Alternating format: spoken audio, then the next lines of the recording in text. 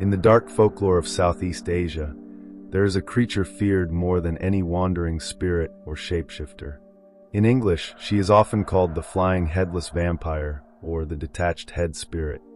In her homeland of Malaysia, she is known as the Penanggalan. The Penanggalan is said to be a woman who, through black magic, becomes immortal and beautiful.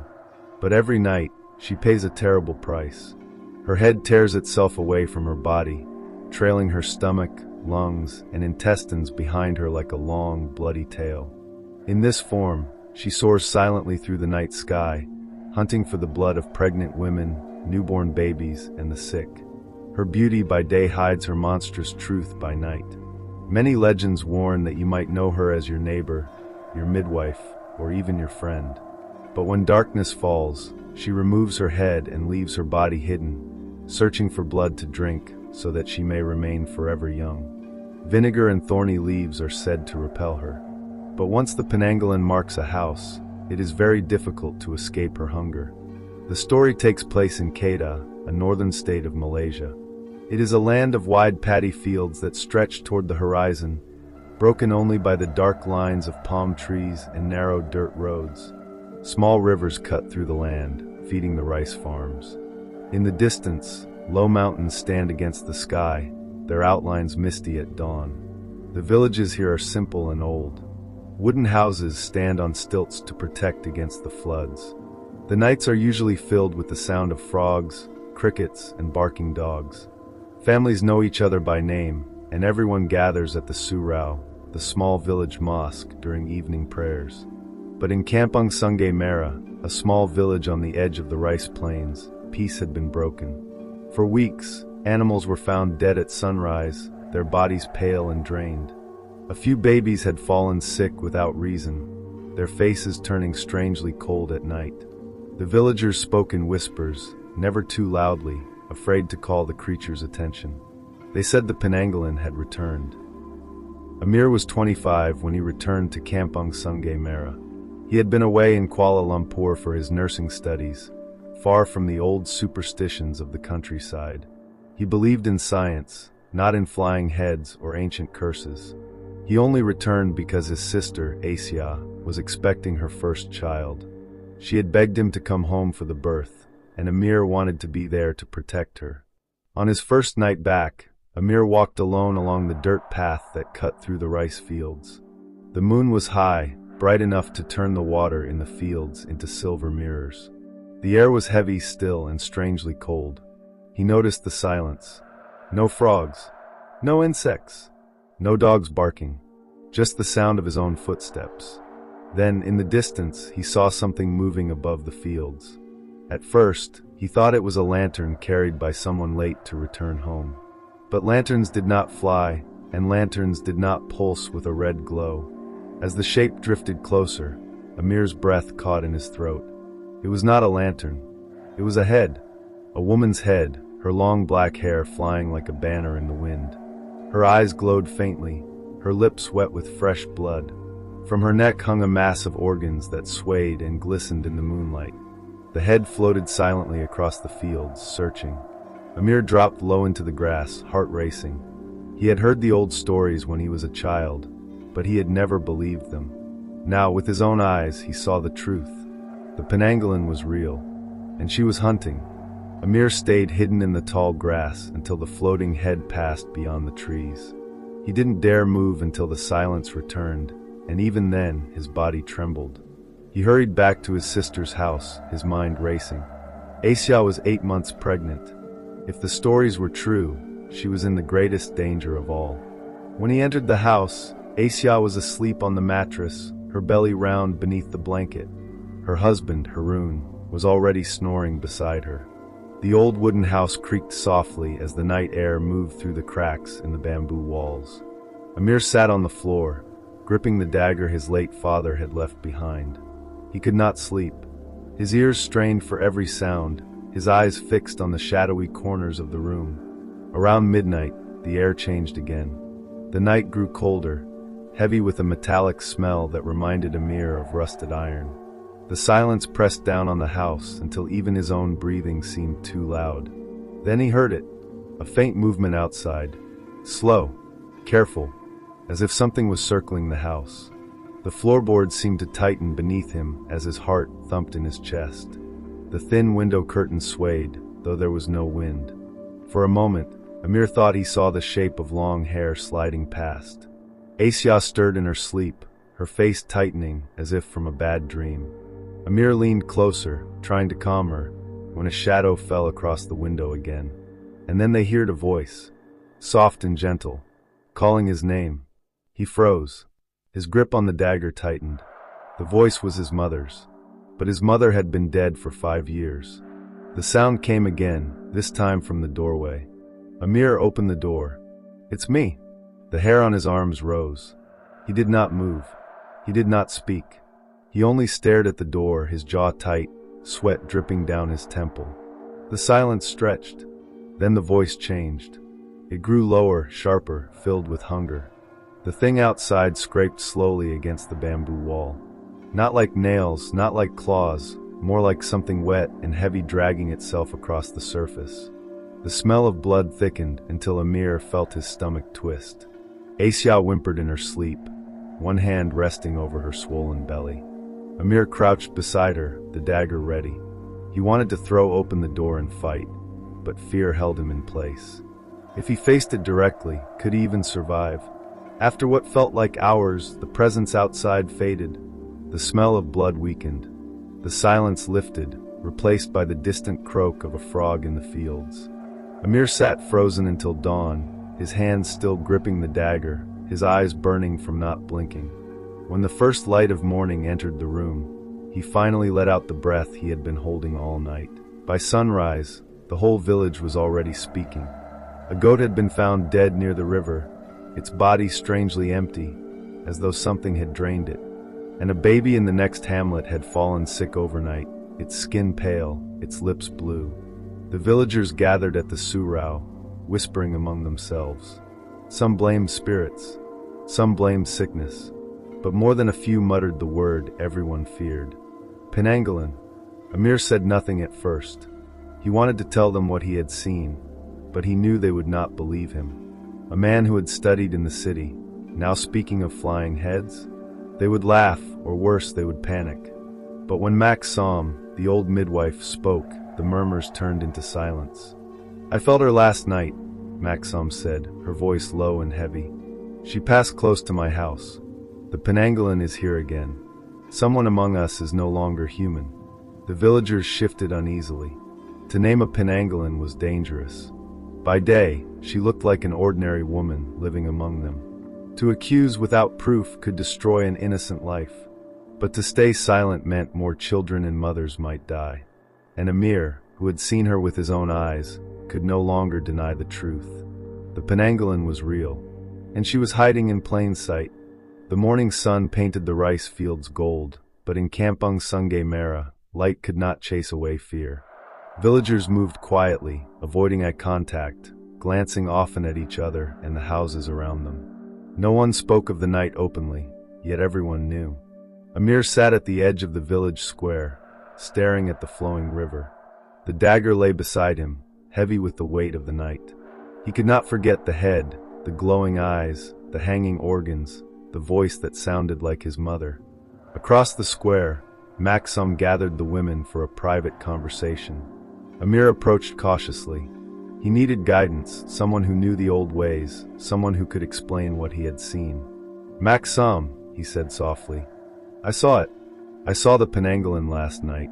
The old midwife's eyes narrowed, her wrinkled face growing serious. "I know, child," she said. "I felt it too. And now we must be careful. She is among us. By day she is a woman. By night she hunts. And she does not forgive mistakes." Amir swallowed hard. "But how do we know who she is?" Maxam shook her head. "We do not. And until we find out, every house, every pregnant woman, every child is in danger. You must stay alert. Protect your sister. Protect the baby. That is all you can do for now." The villagers began to watch each other more closely. Every woman walking alone was eyed suspiciously. Every late-night movement drew quiet whispers. Some accused outsiders. A traveling healer had passed through the village days ago, and some claimed she must have cursed the village. Others whispered that one of the young women in the village had turned to black magic, but no one dared speak names aloud, for fear that the Penanggalan might hear. Even Haroon, Amir's brother-in-law, began to notice the tension. "Why are they looking at everyone like that?" he asked Amir, worry in his voice. "It's only superstition." Amir wanted to say the truth, but how could he? If he told Haroon that a flying, headless vampire had passed his window the night before, he would sound insane. Instead, he said, "Be careful tonight. Lock the doors. Stay close to Asia." Haroon frowned but nodded, trusting Amir's calm voice even though he did not understand the fear. By late afternoon, strange signs began appearing. A cow was found dead near the river, its body strangely pale and hollowed. A neighbor's baby cried without stopping, a deep, unnatural cry that worried everyone. Even the river seemed darker, thicker, as if the water itself carried the fear of the night. Maxam moved through the village quietly, advising families on protections. She placed thorny leaves at doorways, hung garlic, and instructed families to smear vinegar around windows. But she knew it was not enough. The Penanggalan could slip past any barrier if she wanted. Amir followed her to a small shrine at the edge of the village. She placed a handful of dried herbs and whispered prayers, her voice low and trembling. "She will come tonight," Maxam said, "and she will test us. Watch your family, Amir. She is clever, and she is patient. The moment you think it is safe, she will strike." Amir nodded, fear tightening in his chest. He had never believed in the old tales, but after seeing her, he knew there was no room for disbelief. As darkness fell, the village seemed smaller. Shadows grew long, twisting along the bamboo walls. Families barred doors and windows. Fires burned in clay stoves, and children huddled close to their mothers. Amir sat beside Asia, holding her hand, listening to her steady breathing. Every sound outside the house made him jump. Every rustle of leaves or distant animal cry sent a shiver down his spine. And then he sensed it, a presence, silent, hovering, patient. Not a sound, not a movement, just the feeling that something was observing, waiting for the perfect moment. Amir's grip on the dagger tightened. His eyes searched the shadows. Every corner of the room, every crack in the walls, seemed to pulse with anticipation. And somewhere outside, the Penanggalan was circling again. She would not leave until she had found what she wanted. And tonight, Amir feared, she might have found the scent of the baby. Night fell like a thick, dark blanket over Kampung Sungai Merah. The air was heavy and still, the kind of silence that made even the smallest sound feel loud. Villagers stayed inside their homes, praying, whispering to each other through windows, and locking every door. Amir could not sleep. He sat beside his sister, Asia, whose pregnancy made her the Penanggalan's favorite target according to every old story he had ever heard. Haroon was on the floor near the doorway, pretending to sleep but clearly restless. Hours passed slowly. The moon rose high, and the rice fields outside glimmered silver under its light. The village seemed calm, almost peaceful, but Amir's gut told him otherwise. He could feel it, a presence, patient, watching, waiting. Then he heard it, not a sound, but a change in the air. The temperature dropped sharply. A thick, metallic smell filled the room. The hairs on his arms stood on end. Amir's heart pounded in his chest as he realized that she was here. Outside the house, shadows shifted. In the darkness between the rice fields and the palm trees, the Penanggalan's head floated silently, her body hidden somewhere nearby. Her glowing eyes searched for life.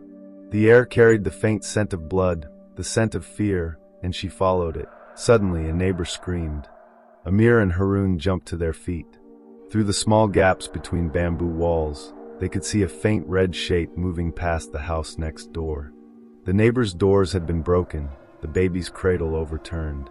Amir grabbed Asia and pulled her toward the inner room, whispering, "Stay down. Stay quiet." He did not dare look outside. He only heard the soft, terrifying presence passing near the house, measured, deliberate, hungry. He felt it stop briefly at the doorway, testing, searching, before drifting along the walls like smoke. The night seemed endless. By the time the first hints of dawn touched the horizon, the Penanggalan had vanished. But the damage was done. The neighbor's baby was unharmed but unconscious, and the house had been ransacked.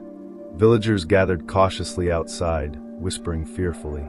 The attack changed everything. Fear spread through the village like wildfire. Everyone was a suspect. No woman was above suspicion. Mothers watched other mothers' movements closely. Children whispered warnings to each other. Maxim spoke quietly to Amir. She will strike again tonight, and someone among us is hiding her truth. Amir realized she was right. By day, the Penanggalan looked like an ordinary woman. Anyone could be her, and if he had to save his sister and her baby, he would have to figure out who it was, before it was too late. Even Haroon began to notice. He whispered to Amir, "Do you think one of the women in the village could really be that thing?" Amir nodded slowly, grimly. "I don't know, but tonight we have to be ready. If she comes for Asia, we may not get another chance." As darkness fell again, villagers reinforced their doors, hung protective charms, and kept every child close. Amir stayed with his sister, his dagger ready. His mind raced with fear and strategy. Then, from the edge of the rice fields, he saw movement. Not the head this time, but a shadowy figure slipping between the trees. Someone, or something, was coming closer. He could feel the menace radiating from it. The Penanggalan had returned, and this time she was looking for blood. Amir held his sister tightly, waiting. The night was far from over. The morning after the attack, the villagers gathered in the small square. Fear was written on every face. Children clung to their mothers. Men spoke in low voices, hesitant to make decisions but knowing something had to be done. Maxim stood at the center, her face grave. "We cannot wait any longer," she said. "She will strike again. Tonight, someone among us will try to hide, but we must be ready. We will catch her, or she will take more lives." Amir looked around, feeling the tension grow.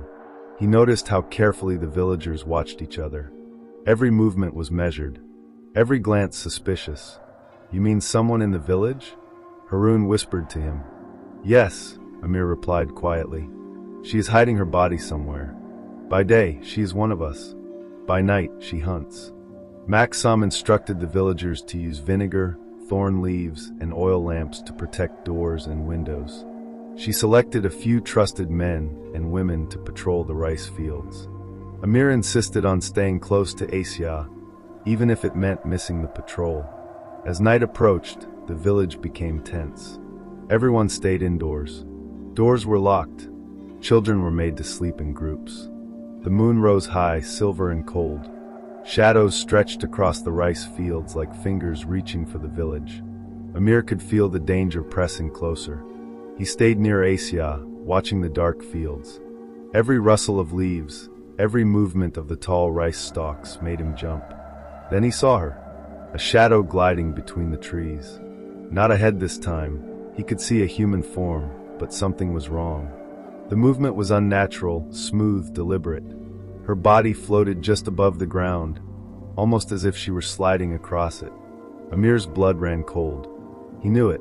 The Penanggalan had returned. Maxim and the patrol had set their trap near the riverbank. Oil lamps lit the perimeter. Thorny branches were arranged to form a circle. Everyone hid in silence, waiting for the Penanggalan to appear. When the shadow reached the trap, it stopped. For a moment, she seemed to hesitate, her glowing eyes scanning the area. Then, suddenly, she screamed. Not a human scream, but a sound full of rage and hunger. The villagers emerged, shouting and throwing herbs. The Penanggalan's head detached violently from her body, flying into the circle of lamps. Her body, still in human form, fled into the darkness. Amir could barely believe his eyes. The Penanggalan had a human body among the villagers all along. And in that instant, the first horrifying truth became clear. Someone they trusted was the monster. The patrol chased the body through the fields, but it disappeared into the tall grass. The villagers returned, shaken and confused. Maxim's eyes met Amir's. "She is clever," she said, "and she is hiding in plain sight. Whoever she is, we will not know until she makes a mistake again. But she will strike again, and next time, she may take more than a child. She may take a life." Amir realized that the Penanggalan could be anyone. A neighbor, a friend, even someone they had spoken to that morning. Every laugh, every kind gesture could hide a deadly secret. Fear became personal. Every glance, every smile could conceal a monster. And Amir understood the worst truth of all. To save his sister and her child, he could not trust anyone. Night fell again over Kampung Sungai Merah, heavier and darker than before. The wind whispered through the rice fields, and shadows stretched long across the mud paths. The villagers stayed inside, doors locked, candles burning, but no protection felt strong enough. Amir had not slept. His hands gripped the old dagger, eyes constantly moving toward the rice fields outside. Asia, exhausted from her pregnancy, slept lightly, shifting nervously in her blanket. Harun was beside her, pretending to sleep, but every now and then, his eyes opened, glancing toward the shadows. The night was too quiet. From the corner of Amir's eye, he noticed movement near the edge of the field. Not a head this time, but a shadow gliding silently, sliding along the ground, moving toward their house. Amir's heart pounded. He had seen her before, but this was different. She was coming closer, directly toward his sister. He whispered to Harun, "Stay calm. Don't wake her. She's coming here." The shadow paused near the bamboo fence. Amir could see her human form now. Still beautiful, still ordinary looking by day, but somehow wrong. There was something unnatural in her movements, in the way her body seemed to float rather than walk. Amir backed away slowly, keeping Asia hidden behind him. The Penanggalan did not move again. She only stared, sensing the presence of the child, drawn by the life inside Asia's womb. Amir's blood ran cold. Suddenly, Maxam appeared at the doorway, holding a small charm in her hand. "Stop," she shouted. "You cannot hide anymore." The figure froze. Amir noticed her eyes widen, a flicker of fear crossing her face. Maxam stepped closer. "You are one of us. You have lived among us. But you cannot hide the hunger any longer. Show yourself." The shadow wavered. And then, the head detached violently from the body, flying upward with a terrifying speed. But the body collapsed to the ground, human, ordinary, trembling. Amir's heart stopped. It was Sidi, one of the women he had known as a neighbor since childhood. Kind, gentle, always smiling, someone everyone trusted. And yet, she had been the Penanggalan all along. Maxam stepped forward slowly, chanting prayers. Sidi's human form twisted painfully, as if she were fighting something invisible. Amir noticed the fear in her eyes, fear not of them, but of herself, of the hunger she could not control. "She cannot resist the curse," Maxam whispered to Amir. "By day she is human. By night, the hunger takes over. And no one can stop it, not even herself." Amir felt a mixture of horror and pity. He had seen the flying head, the organs trailing behind, the glowing eyes, but now he saw the human trapped inside, struggling to survive the darkness within. Sidi's body rose again, trembling, moving slowly toward the house. Her head remained detached above the rice fields, glowing faintly. Amir realized the terrible truth. She was still hungry. She would not stop until she drank the blood of the child. Maxam turned to him. "Amir, you must act. If you do not, your sister will die." Amir swallowed hard. He had never thought he could kill someone he knew. But he also knew he could not let the curse claim another life. His hands tightened on the dagger. And then Sidi spoke, not the voice of a monster, but a human voice, shaking, almost pleading. "Amir, I cannot stop it." The Penanggalan was no longer a story, no longer a distant fear. She was here. And now, Amir faced the impossible. To save his sister and her child, he might have to destroy someone he loved. Night had deepened over Kampung Sungai Merah. The rice fields shimmered under the full moon, silver and silent. Every house in the village held its breath. Families stayed close, doors locked, lights burning, but no protection could stop the Penanggalan's hunger. Amir held the dagger tightly. His sister, Asia, lay trembling behind him, unaware of the full danger. Harun was at the doorway, holding a small lantern, his face pale. From the edge of the fields, the floating head appeared again, glowing faintly. Above, Sidi's body moved awkwardly, controlled but trembling. as if something inside her forced her to act. Maxim stepped forward, chanting prayers. "City, fight it! Fight the hunger," she commanded. City's human eyes locked on Amir. They were wide with fear, sorrow, and something else, regret. She raised her hands, trembling. "Amir, I cannot control it, please." Amir's heart pounded. He could see the struggle inside her, the human fighting against the monster. But he also knew the Penanggalan could not be allowed to live another night. If he did nothing, Asia and her baby could die. The floating head moved closer, drawn toward the scent of life inside the house. Amir stepped forward, his dagger pointed. "You will not touch anyone," he shouted. City's body shivered violently. Her face twisted with pain, as if the hunger inside her were tearing at her from within. The head hovered above the fields, circling slowly. Every moment felt like an eternity. Maxim continued her prayers, her voice firm and commanding. "The Penanggalan is bound by her curse. You must resist, City. The human inside is stronger than the monster if you fight it." City's head wavered in the moonlight, her glowing eyes flickering between hunger and humanity. Amir took a deep breath. He had to act, but he also had to trust that some part of City was still herself. Suddenly, City screamed, a human scream full of anguish. The head spun violently in the air, and then, for the briefest moment, her human voice rang clearly through the night. "Do it, before it's too late." Amir understood. She could not control the monster anymore.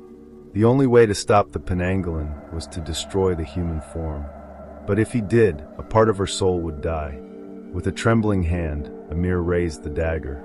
He hesitated for a heartbeat, looking into City's terrified eyes. Then, with a single motion, he struck. There was a flash of red light and a chilling cry that shook the night. The head fell to the fields, the organs retracting in a motion no human body could survive. City's body collapsed to the ground, still and silent. Maxim stepped forward, placing her hand over the corpse. She whispered a prayer, then looked at Amir. "It is done. The curse is broken." The village was quiet. The terror that had haunted Kampung Sungai Merah for weeks was gone.